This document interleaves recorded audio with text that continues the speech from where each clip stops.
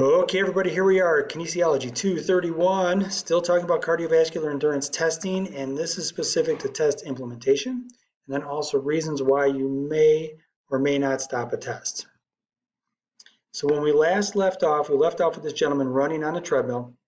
Here he is, and we're asking him to run on a treadmill and do so wearing a mask that's measuring the amount of oxygen he's inhaling, then exhaling. Basically, you're looking at open circuit spirometry here. And what we do is, as a practitioner, we're increasing the workloads until we get him to a point where he's above 50%, but below 80 to 85% of his age-adjusted maximal heart rate. And then we take two heart rates to help us calculate out what his VO2 max is. That's great. But the question you're left with is, what about this actual test itself? Is it reliable and is it valid? And these are two main points that you have in testing that have to be addressed. So when you go ahead and administer a test in a lab, when you're looking at the reliability of that test, is the test something that can be repeated consistently over and over and over to derive the same results? Now, this is not to say it's the same results from the gentleman on the treadmill in the previous slide. No. This is, are we as testing practitioners, the administrators of a test, able to implement in the same procedures, the same equipment, and the same environment to be able to have a consistent condition, if you will, an environment to be able to offer the test? That is a reliability component, and that will then minimize the background noise that you see in testing. If you try to measure somebody's skill or ability in running and you do part on a treadmill, part on a treadmill outside, part on a treadmill in the rain, those are all variables that have to be addressed in your testing results.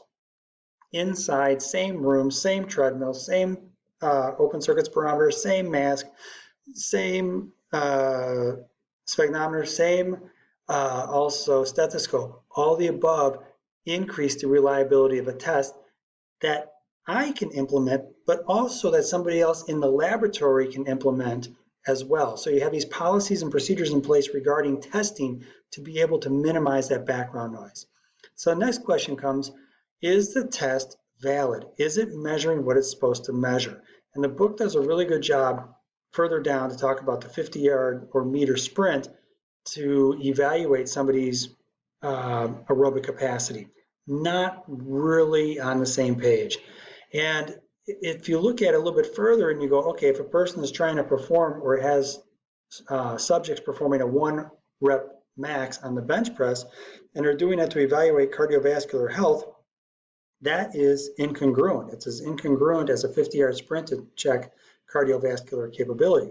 So, you have to have this validity in place to understand that you're testing what you mean to test. And as we'll talk about a little bit later on, you use that testing validity and test familiarity to actually erode validity with your subjects. Now, what I like about the book and what they do a good job here is really giving a concise couple statements to really encapsulate what these two things are. A valid test is one that measures what it's supposed to measure. A reliable test is one that can be repeated with accuracy by the same tester or another. And a good assessment instrument is both valid and reliable. So I think they do a really good job of encapsulating that. And I wanted to highlight that here so you guys have that on your screen. So let's take this a step further. When we look at if a test is valid for a person, there's a couple main areas, but these were the four really highlighted in the book. The health status and functional capacity of the person, their chronological age, their sex at birth, and then also their pre-training status. Now, pre-training status and health status and functional capacity tie very closely together. And also you can almost put those together and just categorize them as training age, which I'll talk about here in a second. So with the health status and functional capacity of the person, you're looking at an individual who perhaps has some physical limitations. Maybe they have an injury, they had a knee issue, they have something that doesn't allow them to fully function in one of these testing protocols. So now you have to navigate which test might be the right test.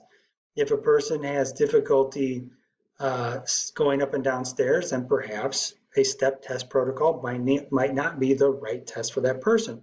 You know, your means and the ends have to kind of align here. Your goal is to have your client have their heart rate elevated within a certain range. How you take them there is somewhat irrelevant unless you're looking for some specificity in testing for validity elsewhere for a sport or an activity. Now, with the understanding that you have these limits in place, and those limits provide a context that might be or might not be the right test for that person. So you're really trying to evaluate when you sit down and talk with your individual, first time you meet with them, what type of aerobic testing protocol you can put them into. Again, it's not the same for everyone. And the book does a good example here. They talk about metabolic equivalent, where one met, and they define it with oxygen consumption equal to 3.5 milliliters per kilogram per minute. And if you have somebody who is deconditioned and has not worked out before, and they have no pre-workout history, no pre-training status, you know, anything that's like 5 METs or above, and even maybe a little bit less than that, is going to be a challenge for that person. If for nothing else, they're not familiar with the discomfort of actually working at that workload. And this kind of gets back to the validity component. Like once people become more familiar with the testing, they can then understand what's coming up in front of them in the test in terms of, okay, my lungs are going to burn a little bit, my legs are going to burn a little bit, but I'm not going to fall off the treadmill. I can work through this and push a little harder. That's a good example of testing familiarity eroding validity a little bit because it allows a person to work a little bit harder. So for example, they do a good job of saying, okay, a step test might not work, a run might not work. They might actually be better off doing something that's lower MET levels because that's what they can tolerate at this point. A person's chronological age is definitely important. You know, as we age, we have changes in our body. And as a result, when you're younger, you're able to do some of these tests a little bit better. But the other part that the book talks about is also emotional age and the ability to do some of these tests in a manner that allows people to perform at their highest. Somebody who might be younger who can run, for example, they can run for sure, but they don't know how to pace themselves on a 1.5 mile run. And while this might be a standard test as noted in the book, it's just something that a younger individual is not able to comprehend how they can pace themselves. So that might not be the right test for a younger population. Now, I can tell you, like from a coaching standpoint, when I coached in college, I took into account when I did programming for my athletes, yes, I took into account maxes for bench and squat and power clean and other exercises that were valid for their particular sports, but also you had a chronological age, how old the person was, and you also had a training age. So if somebody was 19 years old and they had been working out all the way through high school, well, they might have a 5-year training age relative to their chronological age. If you have somebody who is 19 years old, and this is the first time I've ever seen a weight room, well, they're 19 years old like their teammate, but they only have not even 1 year experience. So there is a thing regarding chronological versus training age, and training age can kind of envelop pre-training status, if you will. But just keep in mind, that's part of it. All right, let's take a look at sex at birth. So when you look at this, we know that there are biological differences between males and females. We know that women tend to have different body composition than men, and as a result, that can affect performance. And so as a result, we have to evaluate if we're going to do particular tests, will it make sense to have women do the same upper body bench press test as men? Like for example, in the combine for football, the players all have to bench 225 for as many reps as possible. Completely not valid for a deconditioned female who comes in to work out at your facility. But how many push-ups? Perhaps that's going to be more valid for that client. And the book goes on to further explain how men and women differ in terms of upper body strength, lower body strength, and they give pretty good examples of this. Where I'd like to go into this is now when you go into a YMCA fixed load bench press, you'll notice there's a difference in weight for women versus men, and that is specific to take into account gender-related strength differences. And you'll see with some of the testing protocols, like I've done testing for, it was the Park District, Forest Preserves here in Cook County, and they had standardized testing for bench press. It was a percentage of body weight, and then it was age adjusted. So as the person, if the person was older, it was adjusted down. So it's interesting how they did that, where they then did age as well as gender related norms. Now, the book infers this, and every single body composition table infers this. So we know that when you look at males versus females, just a quick look across the board, we look at very lean, 3 to 7 for males, 9 to 17 for females. So the acceptable norms are different to reflect those differences seen between males and females. So that is quite all right. You know, women don't have to try to get down to 3%, quite frankly, unless you're in a bodybuilding competition. Men don't have to get down to 3%. But just realize that that's inferred right here in the normative values that we see across testing populations for males and females in body composition. All right, so let's go into pre-training status. Pre-training status, when you look at this, you know, you're looking at individuals who have a background in working out versus people who don't have a background in working out.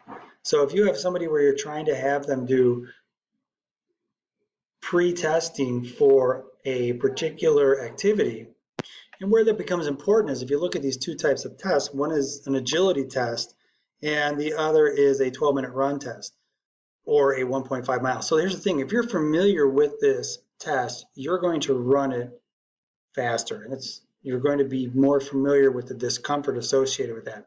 And what they point out down here is when you look at clients who work on an agility test, if they don't have an opportunity to practice that footwork, then they're not going to get an accurate score. Perhaps if you're trying to evaluate just their overall agility, you would then implement tests without their knowledge of what the test will be, very much like you'd see in CrossFit games where they have these skills they're supposed to participate in without really knowledge of what the testing is or what the skills will be.